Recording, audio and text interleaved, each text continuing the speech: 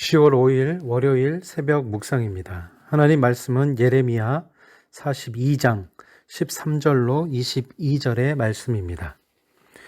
그러나 만일 너희가 너희 하나님 여호와의 말씀을 복종하지 아니하고 말하기를 우리는 이 땅에 살지 아니하리라 하며 또 너희가 말하기를 아니라 우리는 전쟁도 보이지 아니하며 나팔 소리도 들리지 아니하며 양식에 궁핍도 당하지 아니하는 애굽 땅으로 들어가 살리라 하면 잘못되리라. 너희 유다의 남은 자여 이제 여호와의 말씀을 들으라. 만군의 여호와 이스라엘의 하나님께서 이와 같이 말씀하시되 너희가 만일 애굽에 들어가서 거기에 살기로 고집하면 너희가 두려워하는 칼이 애굽 땅으로 따라가서 너희에게 미칠 것이요 너희가 두려워하는 기근이 애굽으로 급히 따라가서 너희에게 임하리니 너희가 거기에서 죽을 것이라. 무릇 애굽으로 들어가서 거기에 머물러 살기로 고집하는 모든 사람은 이와 같이 되리니 곧 칼과 기근과 전염병에 죽을 것인즉 내가 그들에게 내리는 재난을 벗어나서 남을 자 없으리라. 만군의 여호와 이스라엘의 하나님께서 이와 같이 말씀하시되 나의 노여움과 분을 예루살렘 주민에게 부은 것 같이 너희가 애굽에 이를 때에 나의 분을 너희에게 부으리니 너희가 가증함과 놀램과 저주와 치욕거리가 될 것이라. 너희가 다시는 이 땅을 보지 못하리라 하시도다. 유다의 남은 자들아, 여호와께서 너희를 두고 하신 말씀에 너희는 애굽으로 가지 말라 하셨고 나도 오늘 너희에게 경고한 것을 너희는 분명히 알라. 너희가 나를 너희 하나님 여호와께 보내며 이르기를 우리를 위하여 우리 하나님 여호와께 기도하고 우리 하나님 여호와께서 말씀하신 대로 우리에게 전하라. 우리가 그대로 행하리라 하여 너희 마음을 속였느니라. 너희 하나님 여호와께서 나를 보내사 너희에게 명하신 말씀을 내가 오늘 너희에게 전하였어도 너희가 너희 하나님 여호와의 목소리를 도무지 순종하지 아니하였은즉 너희가 가서 머물려고 하는 곳에서 칼과 기근과 전염병에 죽을 줄 분명히 알지니라. 아멘. 우리가 하나님의 말씀을 따라 살아갈 때 눈에 보이는 문제 혹은 사람 또는 세상의 손해, 이익 등이 우리를 유혹하거나 시험에 들게 하곤 합니다.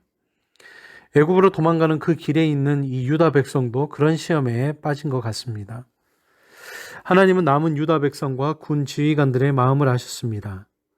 바벨론 왕이 두려워서 애굽으로 내려가고자 한다는 것을 알고 계셨습니다. 그래서 오늘 말씀 13절 14절에 애굽으로 가지 말라고 말씀하십니다. 사실 이것이 유다 나라가 망한 이유이기도 합니다. 주변 강대국을 두려워해서 또 다른 강대국을 의지하고 먹고 살 일이 두려워서 우상을 섬기고 하나님을 버린 결과였습니다. 그런데도 여전히 그들은 하나님보다 애굽을 더 의지하고 있습니다. 하나님은 그들에게 말씀하십니다. 애굽으로 내려가면 그들이 두려워하는 전쟁이 그들을 따라갈 것이라고 말씀하십니다. 오늘 말씀 15절 16절에 그들이 두려워하는 기근이 애굽으로 쫓아갈 것이라고 말씀하십니다.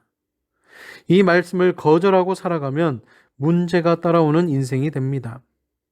아무리 도망쳐도 계속해 따라오게 되어 있습니다. 하나님께 돌아오기 전에는 하나님의 말씀에 순종하기 전에는 결코 그 문제가 끝나지가 않습니다. 전쟁은 무서운 것입니다. 기근은 두려운 것입니다. 그러나 그 무서움과 두려움이 아무리 합당하다고 해도 하나님의 말씀을 거절할 이유가 될 수는 없습니다.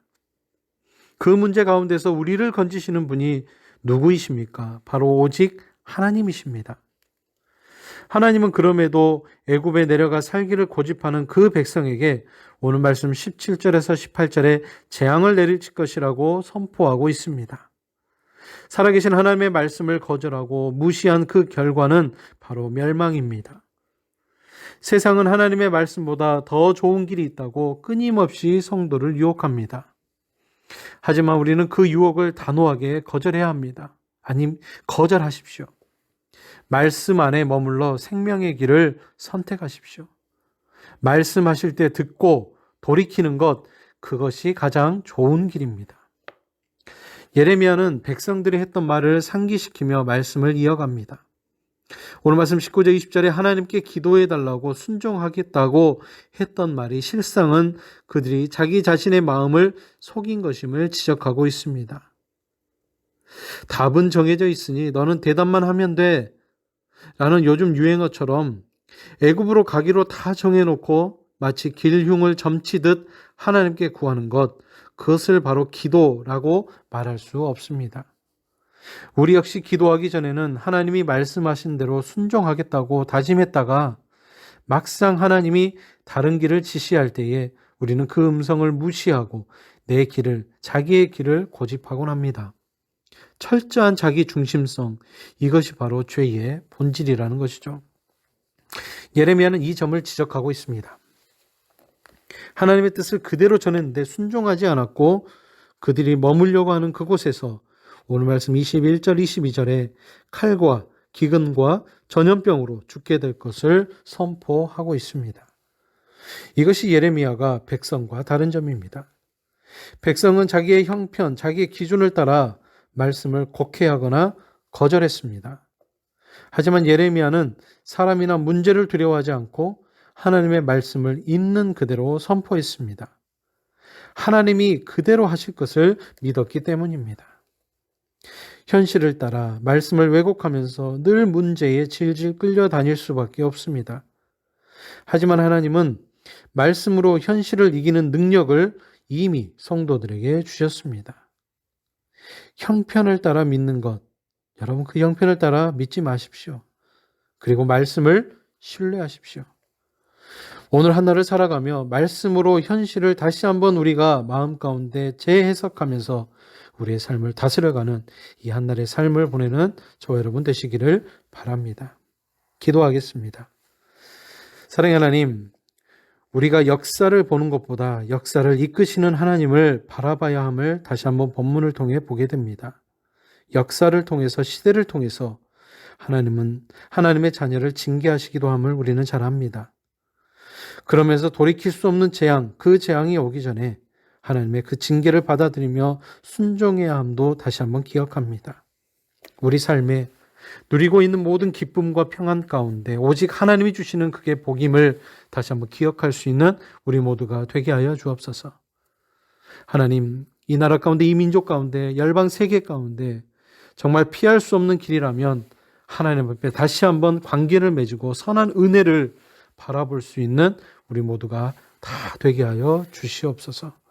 모든 말씀 예수님의 이름으로 간절히 기도드리오며 이제는 주님이 가르쳐 주신 기도를 다 함께 드리오니 하늘에 계신 우리 아버지, 아버지의 이름을 거룩하게 하시며 아버지의 나라가 오게 하시며 아버지의 뜻이 하늘에서와 같이 땅에서도 이루어지게 하소서.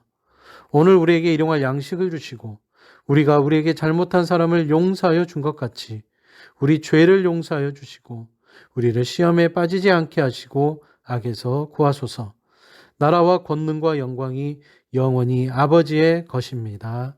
아멘.